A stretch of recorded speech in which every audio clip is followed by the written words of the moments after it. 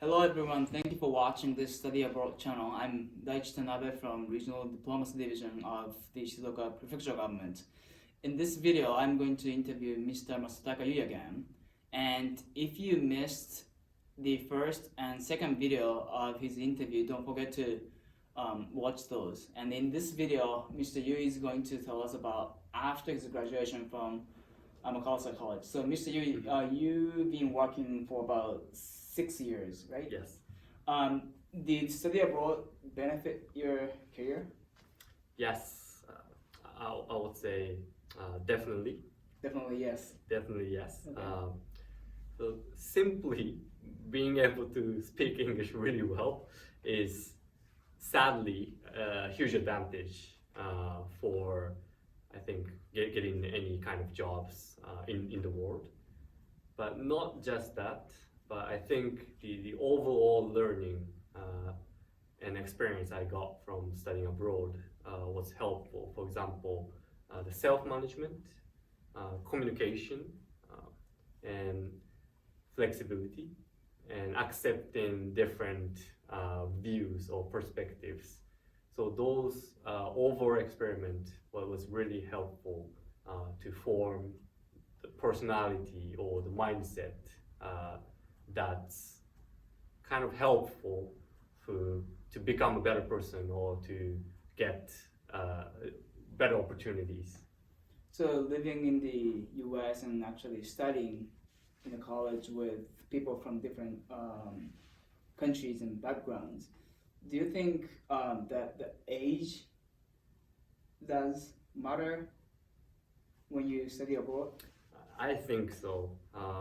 I wouldn't necessarily say you should go from elementary school or middle school, but in my personal view, studying abroad while latest before you start working, before maybe 22 years old, I think if you have an experience and exposure to this kind of environment, that will help you a lot.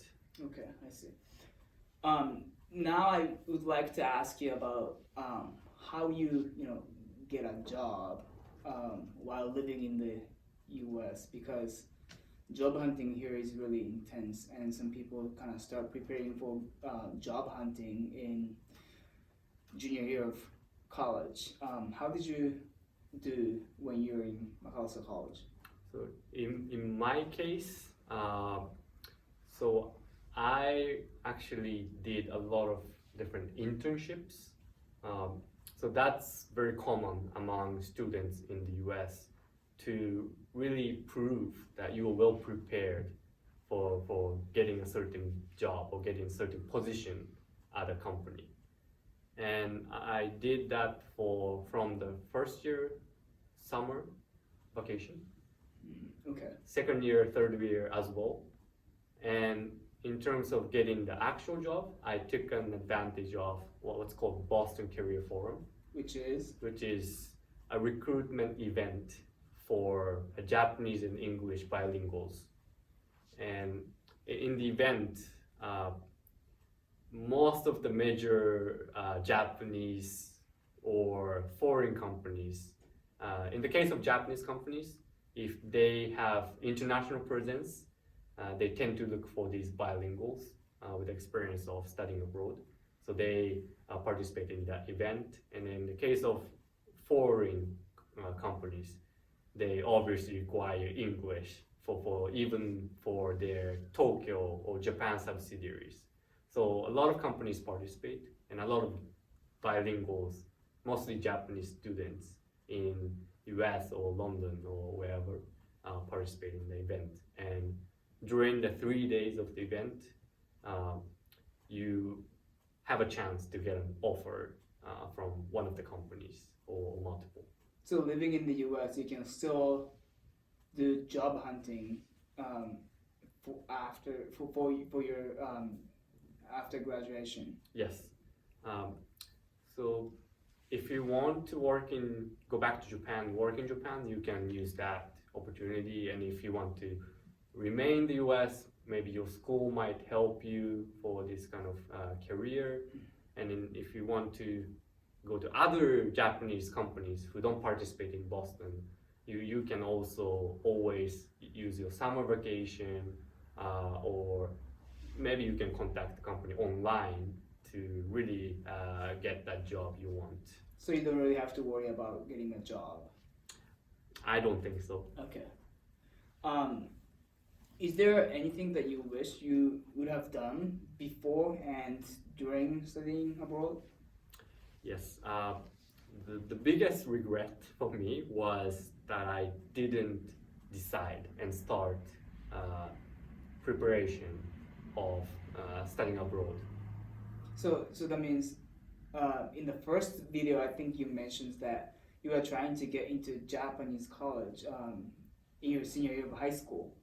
And after your high school graduation, you kind of decided that I gotta go to the States.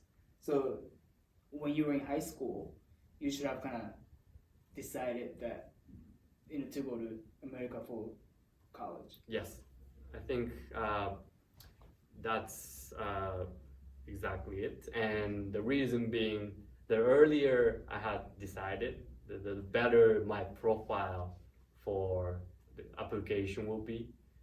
So I didn't mention fully during the last video, but the test is not the only requirement. So you have to write good essays, you have to really explain who you are in essays, and you have to, of course, get good grades in high school, and you have to do a lot of extracurricular activities. So that kind of preparation, if I could have started earlier, maybe I could have got more money, or I have gotten to a better university, even better. Okay, so it is still possible to try to get into both Japanese and US colleges at the same time as a preparation, but you think that you should kind of stick with US at earlier time so that you have more preparation time and then getting into a better college in the US. Right. Okay. So you graduated from Macalester College. What is important in order to succeed in school in the US? Yes, I think two things. One is determination, and the second is self-management. And by determination, I mean a lot of students who were successful among the students I saw had a clear objective and clear goal, and they were really focused on getting that done. And that was, I think, one of the most important things that you have to always maintain or have in order to motivate yourself. And the other part, self-management, is also related to that, but you have to control yourself and allocate your time wisely to success in academics and also succeed in extracurricular activities like sports or internship or whatever. So these two, I would say, are very important To succeed. Okay, thank you. Lastly, can you give some messages or advice to the viewers? Yes. First of all, I think taking the action right away, that's very, very important, especially for the young people, like high school students or middle school students. Because it's really easy to say or think about an idea, okay, I want to go to States, I want to study abroad, I want to become, etc.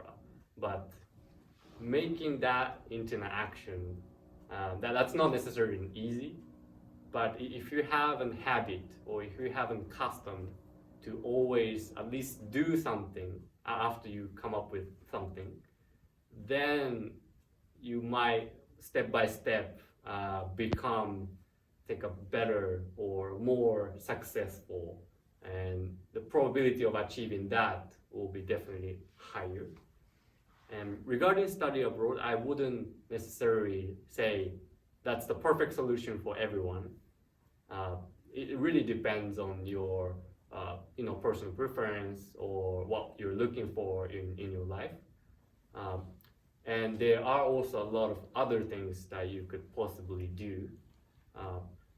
So I think it's important to choose your path with your own responsibility and get information as much as you want, digest by yourself, and execute.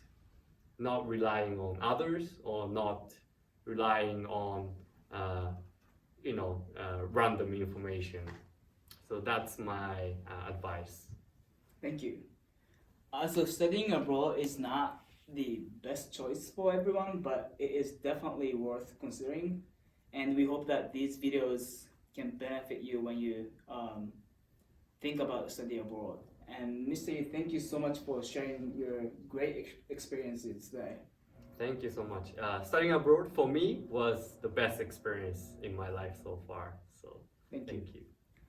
We will upload more videos in the future, so stay tuned. Take care.